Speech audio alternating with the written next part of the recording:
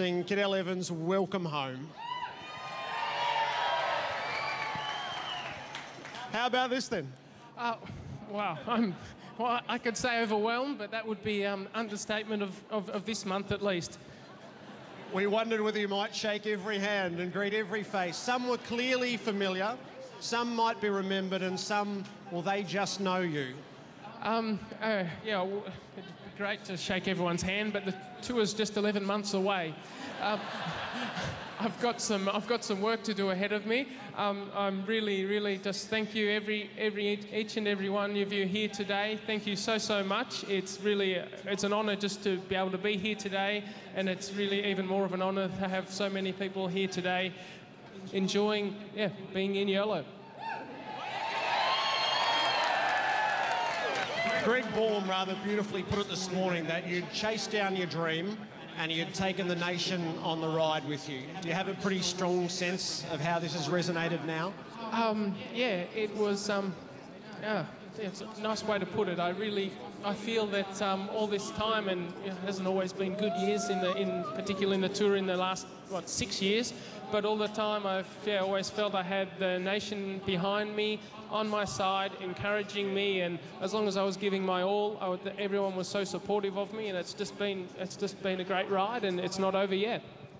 Hey, you do look smashing in yellow for what it's worth. It suits you, I reckon? I wouldn't say I'm making a fashion statement, but it certainly has a lot of significance, which everybody understands. What sort of reflection does a man go through when he fulfills his lifetime's ambition? That's a difficult question you ask there. You work for 20 years and then you achieve something like winning the Tour de France, and already you're thinking about 2012. I should probably should look back and enjoy. Have you had a moment of true satisfaction that you've achieved what I guess you'd set out for so long to do? Yeah, right now. Yeah.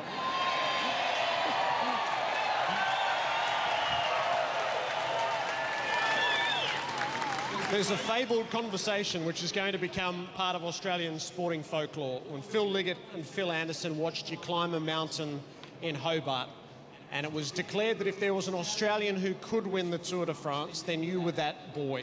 How long did it take you to believe that those words might come true? Let's say at first I hoped, and then I worked, and then I started to believe, and then I was convinced, and then finally I could prove myself. And you remember that day precisely that those statements were part of? I remember the day, but sorry, I get the years mixed up.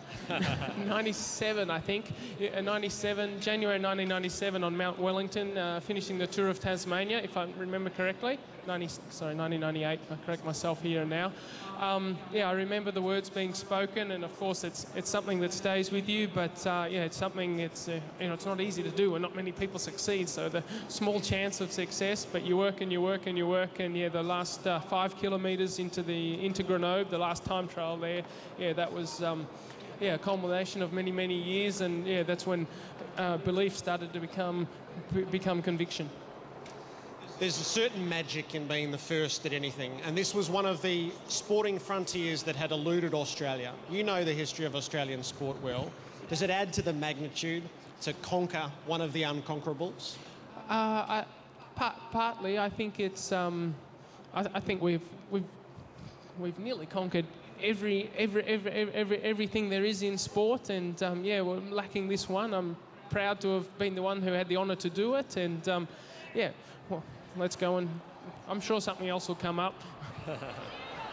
This tour itself, a couple of moments. Stage 18, and I suspect this will always be the signature moment. The 11 Ks where you were left on your own. You were said to be a man who could take pain, and as you chased Andy Schleck and tried to narrow that gap, did you take the pain that day? It wasn't something I'd wish upon anyone, those 11 kilometres there. It was pretty difficult, and it was very windy. And riding into a headwind with the best bike riders in the world all on your wheel, and that awkward situation of having one brother on your wheel and another one in front at more than a 2-minute gap was a situation that I needed to minimise. when I had on the radio, I think at about 3.5, 4 kilometres to go, I had on the radio, the sports director said to me, "You've ridden Alberto Contador off the wheel." I thought, "Whoa, this is something."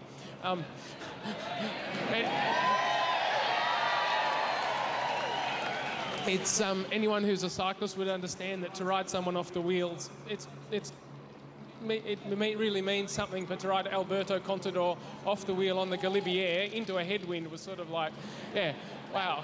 And that's we'll keep going and save a bit in reserve to fight off the attacks from Frank Schleck in the final. In its own way, was that the culmination of all that you'd put into a sport? Yeah, I'd say 20 years of experience of racing bikes. I put everything to work that day there, yes. In this chapter of Australian sporting history, the Schleck brothers are like a villainous tag team of the past. Give us an insight into how combative the cycling against those two lads is. On a man-to-man basis, where we speak often and we talk a lot, we have a friendship, I'd say, as much as that can be when we're fierce competitors.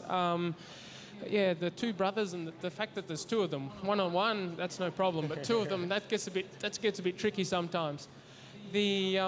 Actually received that evening, on Saturday evening after the famous time trial, I've received a phone call from Andy Schleck, and he said, from the bottom of my heart, genuinely, the best man won here today, and I congratulate you. And that really resonated with me. So that time trial, and I suspect nearly everybody here watched that. It was 13 minutes to 1 in the morning on the East Coast when we knew because the words were said that you were level on time with Andy Schleck. You would have been getting the same information. How perfectly did that come together, that hour of your life? I'd say everyone was quietly confident and going through the process of the day, tyre selection, what's the weather doing, what's the wind doing, and so on.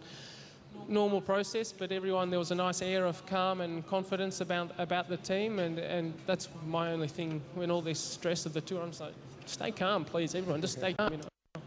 Got to concentrate on riding my bike, and then on the race, I was for once really looking forward to getting a time trial started, and I actually asked to my sports director, I just want to have time checks for the stage win. I'm not interested in the GC. We'll just do everything we can for the win of the stage, and normally that'll be enough to take care of the GC.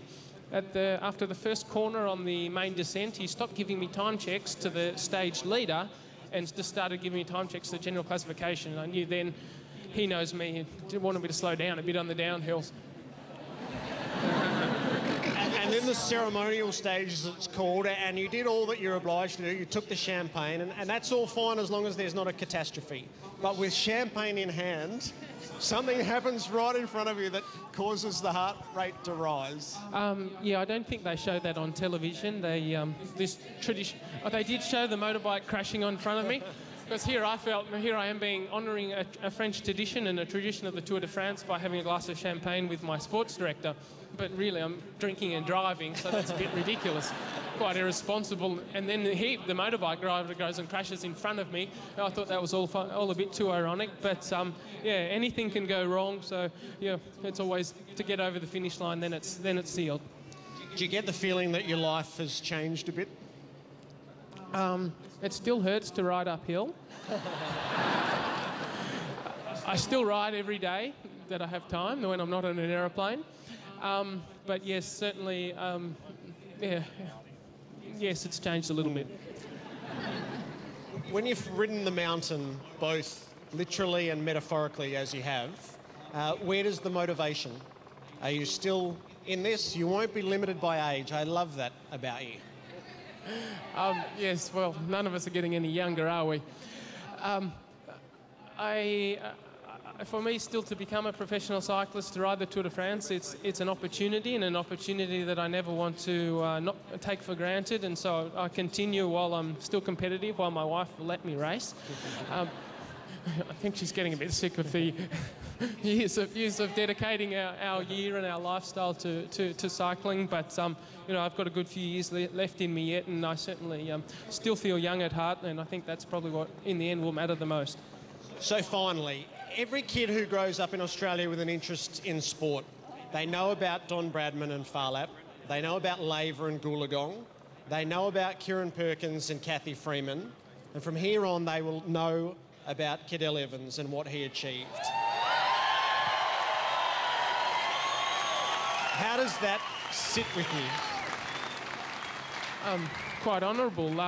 I sort of grew up with the story and the theory of Don Bradman with a tomato stake and the golf ball against the water tank, right?